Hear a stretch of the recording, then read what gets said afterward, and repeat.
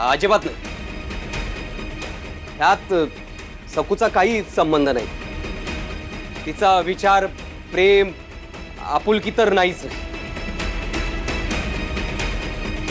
कारण हेच होतं की तुम्ही अगदी खालच्या पातळीवर जाऊन एका स्त्रीची कुचंबणा करत होत्या. तिला अपमानित करण्यासाठी तिच्या पत्राला हात घालत होत्या. आणि हे माणिक संस्कारित सभ्य घरातल्या स्त्रियांना शोभत नाही. माणुसकीच्या सगळ्या मर्यादा ओलांडल्या होत्या तुम्ही, म्हणून त्याची ती शिक्षा होती. कळलं?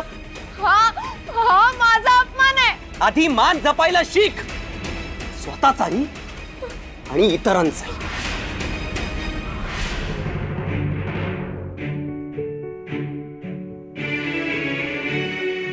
आहोंचे आभार मानायला हवेत.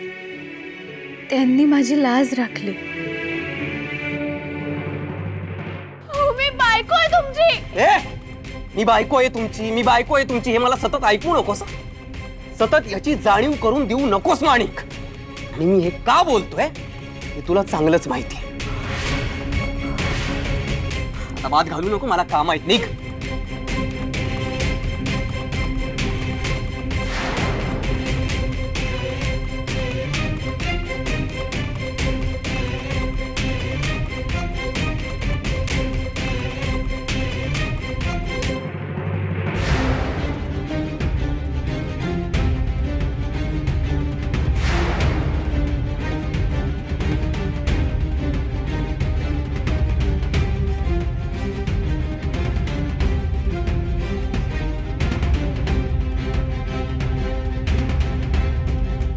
अहो माणिकताईंना असं का म्हणत होते की मी बायको आहे तुमची याची जाणीव करून देऊ नकोस?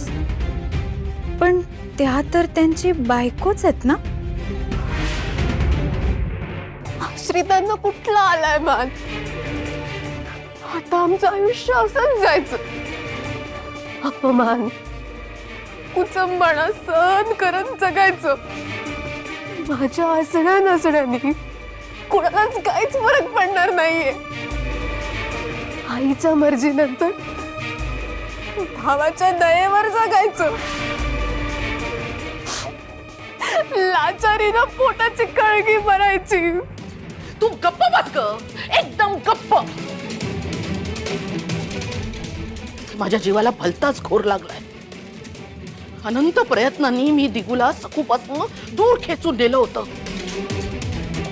वाटलं होतं दिगू सकूचा तिरस्कार करायला लागलाय. सकू त्याला नजरेसमोर सुद्धा नकोय. तो तिचा राग राग करतो, पण नाही. सत्य काहीतरी वेगळंच आहे. आणि या सत्याचा चेहरा अधिक क्रूप आणि भयानक आहे. समोर दिसणारं चित्र काळजाचं थरकाप उडवणार आहे. आता मला चिंता लागली की पुन्हा येरे माझ्या मागल्या होणार की काय. यमुने, तू बघितलंस ना यमुने, देखो कसा त्या सकूसाठी पेटून उठला होता.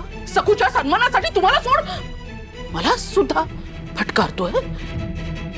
ज्या दिगूसाठी माझा शब्द प्रमाण होता, माझ्या डोळ्यांच्या इशाऱ्यावर जो दिगू नाचायचा, तो दिगू आज मला डोळे दाखवतो. आणि या सगळ्याला ती सकू जबाबदार आहे. असं चालत राहिलं ना तर घरादाराला सुरुंग लागतील, ठिकड्या ठिकड्या उडतील. भयानक आहे हे सगळं, खूप भयानक आहे. तर सकूचा कायमचा बंदोबस्त करावाच लागेल.